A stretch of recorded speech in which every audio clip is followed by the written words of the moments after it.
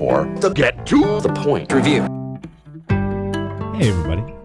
Welcome to the Get to the Point review podcast. I am your host, Kelly McKinney of Hohenheim Productions. And I'm your other host, Josh Gitson of Fourth Wall Players. And this week, for episode 19, we are coming to you with the theme of badass females. Ooh. So, of course, naturally, we had to review Netflix's most recent smash hit, I guess.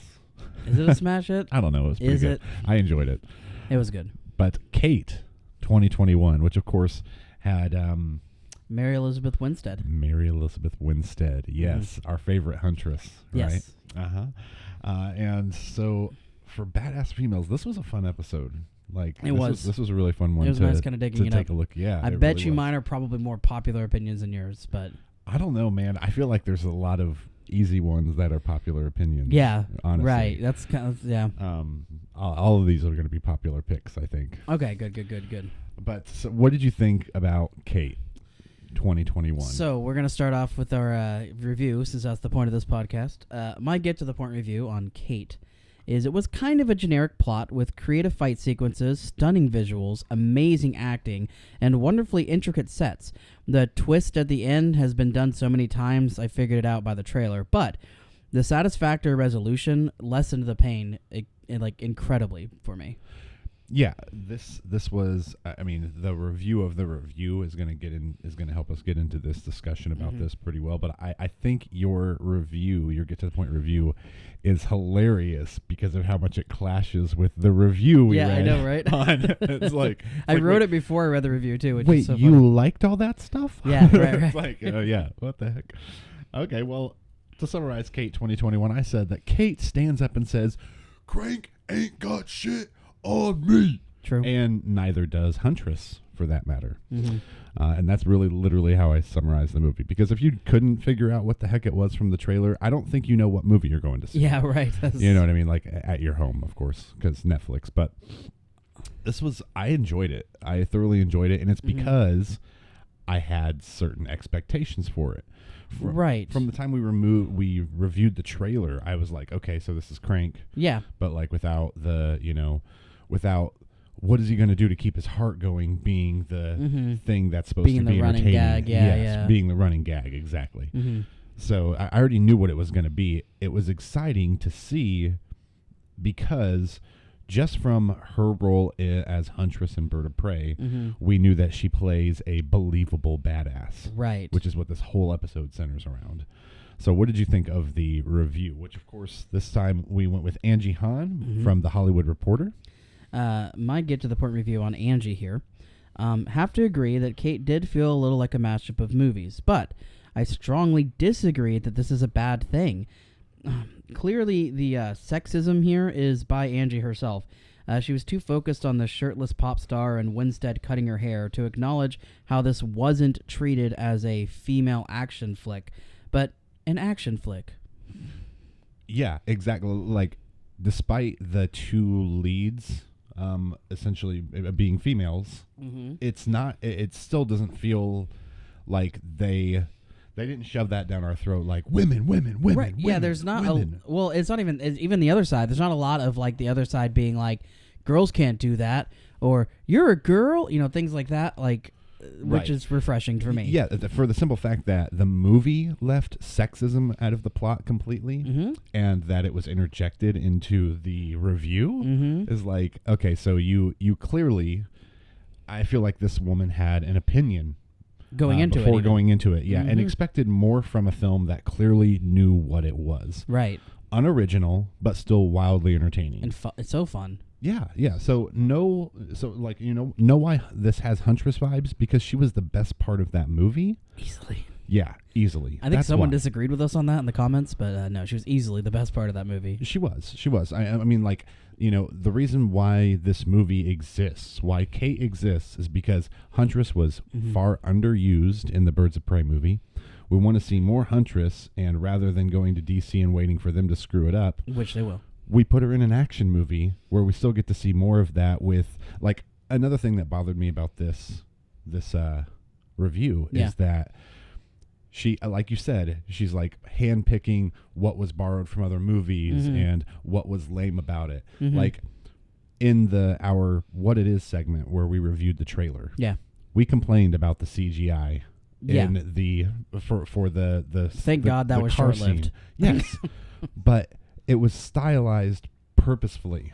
Like CGI is what allowed us to have this really weird camera movements and everything else. Yes. That helped contribute to like what she's going through mentally as the poison's taking effect. Yes. So there's all these reasons for what's happening, and I thought it was really tastefully done. It was like if ever there was a time to use CGI, not only to save on budget, but also for a scene, that was beautifully done. And then she mentioned that the best parts of the action was when it was in slow motion. What Yeah, I don't know movie what were you she was- watching? Yeah, I don't like- know what she was talking about there. Yeah, like this held a candle to John Wick. You know what I mean? A flame to John Wick. Right. So like, I mean, I'm not saying it's as good of a movie. What Okay, I'm saying yeah. is that the action was just as hard hitting. In Like, your face. In your and- face. Yeah. It didn't have these like wild camera movements that made it hard to watch. Yes. Like that's super important. I mean, Marvel does that. Yeah, Marvel does that a lot. So like the fact that it had this feeling where it's just like a really fun action movie. I thought this was a really harsh review. Right. I personally look at it and I felt it was almost like an homage to the 80s and 90s where they had to really rely on practical effects, and it was always the same storyline with Jean-Claude Van Damme having to win some tournament. But he had like 20 different movies and nobody complained about it then. You know, Arnold was always fighting a supernatural foe, but he had 20, it was what people didn't care. Yeah. That's how I feel about it. Like I thought it was a really good homage. I like the fact that she didn't have plot armor.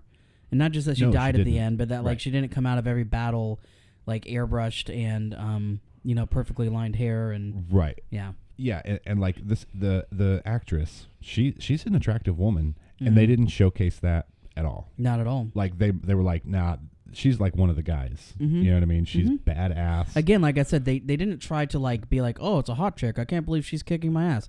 And right. That was probably my favorite part about the movie. Right. Yeah, which I think probably brings us into our lists pretty well. Does right? it? Does it? Badass chicks. Yeah. Like someone should do a get to the point review on those. Oh well, shall we? We shall. All right. Okay. So Josh, why don't you go ahead and kick us off? First one on your list. I'm gonna go with the most obvious one first, just to get it out of the way. My first get to the point review is on Ellen Ripley from the Alien franchise. Oh yeah, of course. Yep. One of the original sci-fi action heroines. Ripley sees a giant character growth from scientists telling everyone not to be idiots to a badass super soldier telling everyone not to be idiots. I like it. Nice. Nice. That's funny. Awesome. Okay. Well, and like I didn't have it on my list because I felt like it was too obvious. It's obvious, yeah. But then when I take a look at all these, like they all still feel really They're all obvious. kind of obvious, Yeah. yeah. So let's go ahead and we'll go with I think what would be most obvious from today be Scarlett Johansson. There you go. Right? And because there's so many different ones to like review or whatever, I just went with one that was like kind of obscure. We went ahead and went with Iron Man 2. There you go. And that was one of the, I haven't seen Black Widow yet. I mean, I have, but not. But we did the review on it, but I've not seen it. And I did think Iron Man 2 was one of her better, before the Avengers 2-parter, obviously, but that was one of her better supporting roles. That and Civil War, I thought, or not Civil War, Winter Soldier, I thought were her two best. Well, and like in some of these, like especially in Iron Man 2, they had the really confused Pepper versus Scarlett Johansson thing going on. Yeah, I didn't know what that was. That was weird. Yeah. So I said Pepper is way too cool about Tony's advances towards Natasha. But that scissors kick will make you want to dance like Justin Hammer. Can't touch this. Can't touch this. Yeah, so Iron Man 2, Scarlett Johansson. I figured that was such an easy shoe-in, really. And out of everyone else on my list, everyone else, it was too hard to pick like a specific movie because some of these, some actresses I went with had like obscure roles where it's like they're still a badass. Right. And then not only that, but some of them have been in so many different like types of badass roles. Yeah, I it's just kind of hard to single it down. Right. So I went. So for most of these other ones, I went back to like where the badassery started. Yeah, So like I the gotcha. earliest movie I could find, even if it wasn't particularly my favorite. Right. And then I gave a review on it. So that's interesting because the way that I like whittled mine down was one, they had to be the unequivocal protagonist of the movie, like it had to be their movie, and two, it had to actually be an action movie because I thought like Mrs. Brisby, was that her name from Secret of NIMH? I considered putting her down there, but she wasn't really an action star. She was badass, but not really actiony. So the rest of our list should be pretty mixed. probably, yeah. Okay. Cool. Nice little mixed bag. Speaking of which, Yeah. my next get to the point review is on Sarah Connor, specifically from Terminator 2. Right. Another huge character change. Sarah Connor is a frightened woman in her... You okay? Yep. Fine. Sarah Connor is a frightened woman in over her head in the first Terminator. By number 2, she is a force to be reckoned with. Too bad her son, the Savior, was never as awesome. Sorry. Yeah. Right. Yeah. It's a shame that I feel like was American History X before or after Terminator 2? It was after. Yeah, that's like for me. That's like the height of his acting Edward career. Furlong, yeah. Yep. Yeah. He only plays it for one movie, and then they recast that character like 4 times. Right. It's insane. Yeah. Crazy. Yeah. But also, yeah, very, very awesome one. That's a great pick. I like that one too. Well, then let's see. I see your Terminator, and I raise you a Jamie Lee Curtis. Okay. True Lies, 1994. Mm-hmm. I say the original Mr. and Mrs. Smith in full 90s fashion. Yeah. And Jamie Lee Curtis shows how sexy she can be. In her, 40s. She was older than too, right? Yeah, well, and what was crazy to me is rewatching the movie, I was like, that scene is insanely hot. Yeah, like she is, wow, holy crap. I was like, well, I guess we're... Do you think they told Arnold what was going on in the scene, or did they shopping just for sit him down? sexy panties. You know what? I don't know. The key, the real key there would be watching the movie with Arnold's commentary to find out. Right. Because that, wow. You want to rewatch a movie, do it with Arnold's commentary and blow your mind. Yeah. But yeah, and so, True Lies, I feel like, is where her badassery started. The first thing that came to mind, though, honestly, with Jamie Lee Curtis was the newer Halloween. Right, when she's more like, 2018. she's not the victim. Well, she's still running, but she's not like the victim as she was in the beginning. Yeah, right. Where she's like, I'm gonna Home Alone this shit. Right. Booby trap him. I love that. Really awesome. I do love that if it's done right in slasher movies. I get so tired of the trope of people running through the forest and tripping over every branch they come across. Like, well, and the casting in that, they did really well as far as like her family members too. Like, her daughter and her granddaughter, I guess, right? Mm-hmm. And so I'm really looking forward to Halloween Kills. Yeah, I just saw that was coming out. I did not even know that before today. That looks fun. All right. So that was your second? Yep. My third one goes a little bit off the beaten path now. So my next get to the point review is on Evelyn Salt from the movie Salt. The triple agent, Jolie shines in this spy thriller, keeping the audience guessing which side she's actually on until the last minute. I really liked. I thought this movie had a great usage of twists. And that's funny because Angelina Jolie, to me, both is and isn't a believable badass. It just depends on the movie. Right, because I enjoyed her character in Wanted, of all things. Yeah. Okay. That's also because I'm biased towards anything with James McAvoy. Well, obviously. Or Chris Pratt. And Morgan Freeman. Shoot this motherfucker. Yeah, shoot this motherfucker. But, so, like, with that one, I just, like I said, I liked Angelina Jolie in that movie. But most movies, just like Charlize Theron. See, I also feel like, I agree with you completely on Charlize. I also feel like in Salt, the rest of the movie was kind of meh. But her performance was so good, I thought it really helped carry it. I haven't seen Salt. Oh, okay. Well, there you go. That's how much of a fan of Angelina Jolie I am. I'm not a huge... my wife demanded I see it. So. Yeah, okay. And all the better for it. It made the list. Mm-hmm, there we go. Mm-hmm. Okay, so for my number 3, let's go with... Tilda Swinton. Okay, and for that, I believe her badassery started in 2000 with The Beach.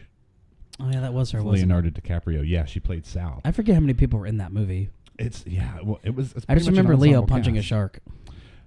He doesn't punch a shark. He stabs it with a knife. Stabs it with a knife. Okay, Yeah, that's what it pretty was.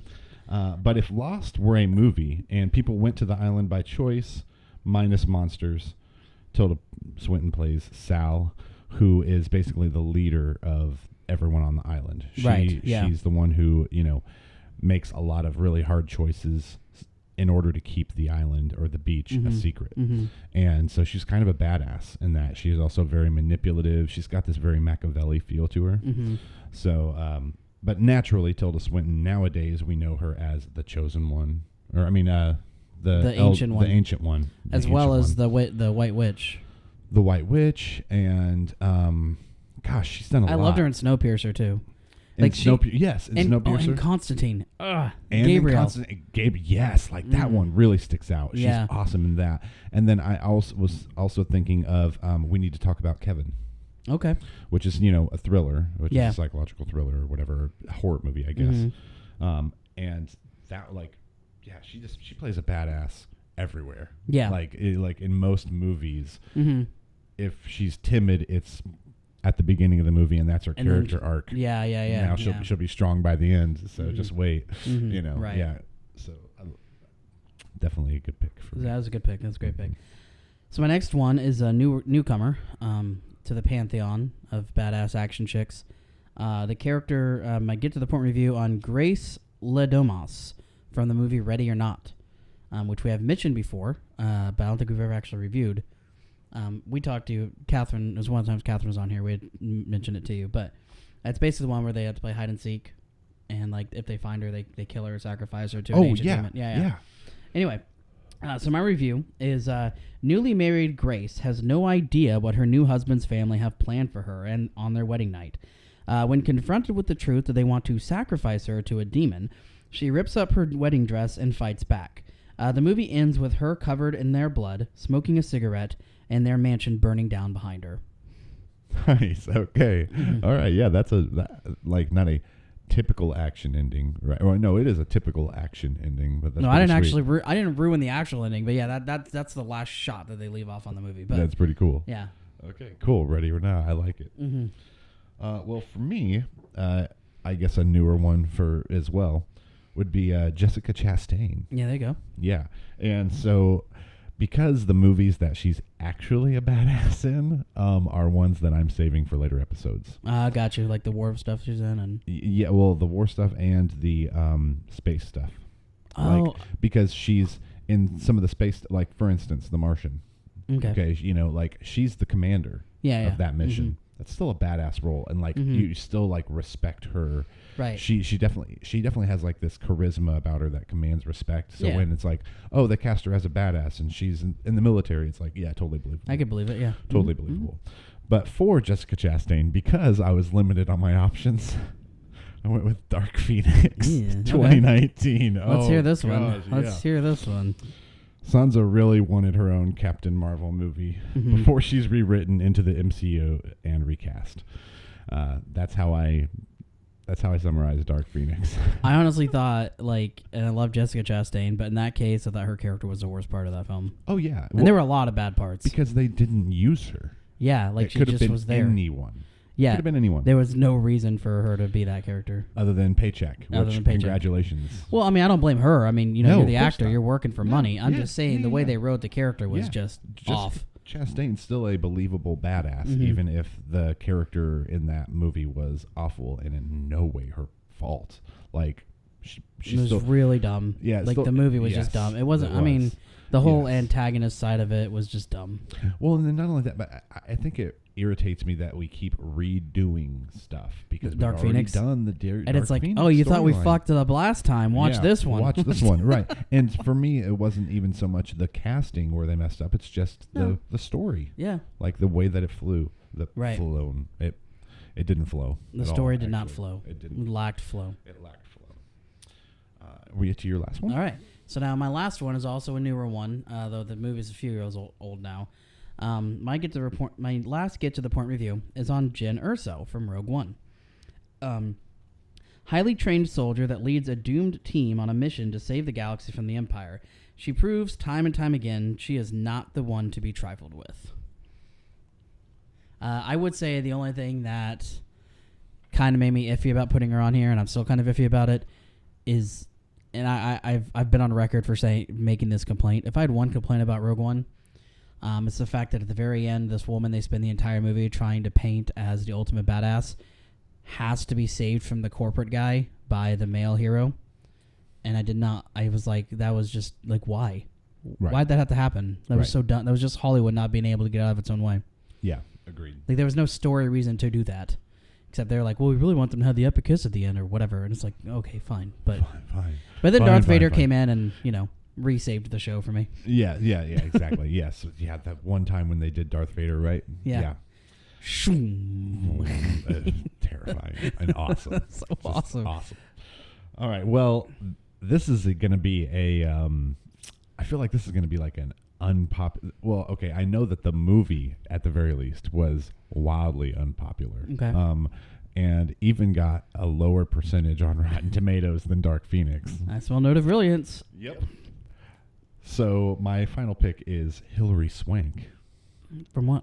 The Next Karate Kid. I guess that was technically her first action role. 1994. Yeah, pretty much it was. And so, like, this is more of a parenting movie than a karate movie. Yeah. If you put the karate scene, like all the karate in it together in scenes, I bet it's probably less than 8 minutes of the movie. Probably, yeah. Hilary Swank shows that she can be emotional and has a great high kick, though. That's for sure. That's good. But yeah, so like awful movie for sure. Hilary Swank is still believable as like a potential next Karate Kid. It's just that the biggest problem with this movie, besides it just borrowing the formula, right? Yeah.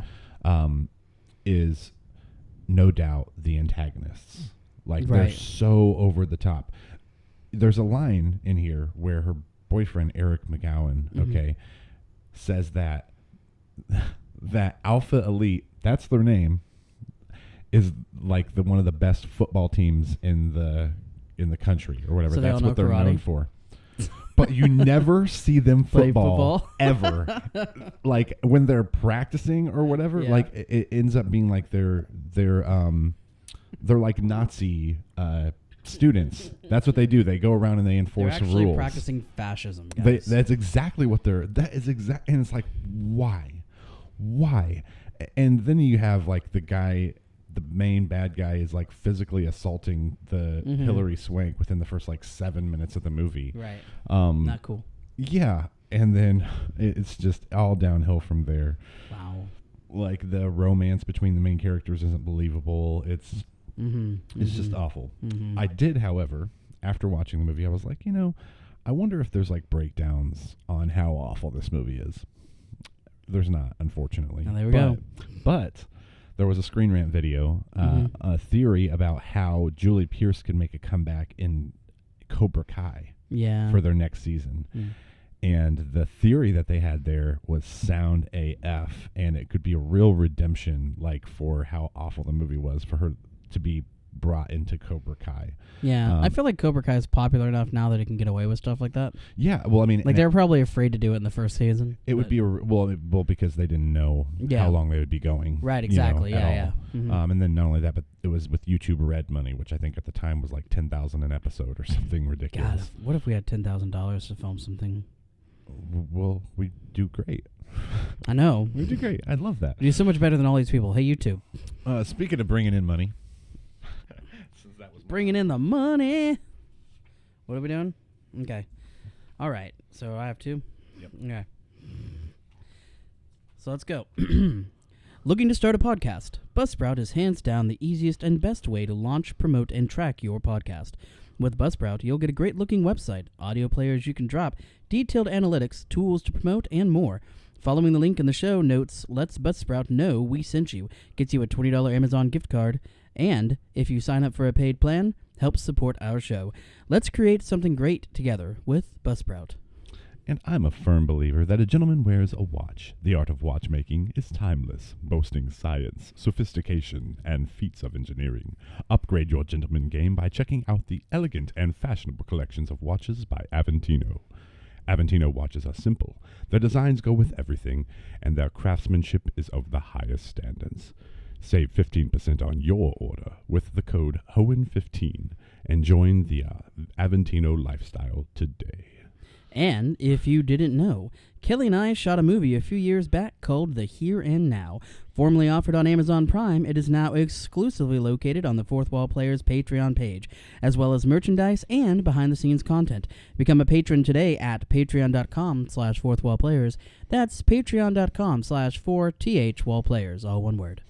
And we are looking at our next podcast is going to be over our favorite police portrayals in film as we all get out to the theaters, literally because it's not available on streaming, to see Cop Shop. So next episode will be Cop Shop. Also, updates here before too long, the Here and Now, as well as what happened in Danville.